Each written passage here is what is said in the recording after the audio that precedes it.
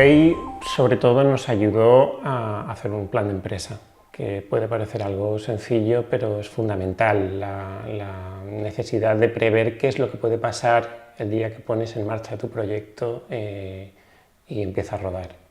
Ese estudio de viabilidad, ese ejercicio de prever qué es lo que puede pasar y planificar qué es lo que va a suceder en los siguientes meses, para nosotros fue fundamental en los primeros pasos.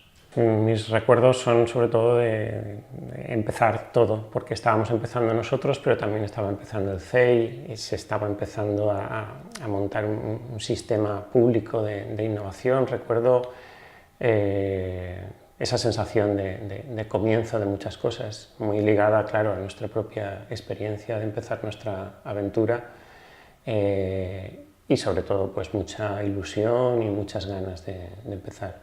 Simplemente el hecho de que esté cumpliendo 25 años ya nos dice qué es lo que ha aportado. Yo creo que una visión de largo plazo, una solidez y una idea de permanencia y de crear una institución y una estructura que apoye a las empresas de la comunidad. Creo que esa permanencia y esa visión de largo plazo es lo más valioso que tiene el CEI.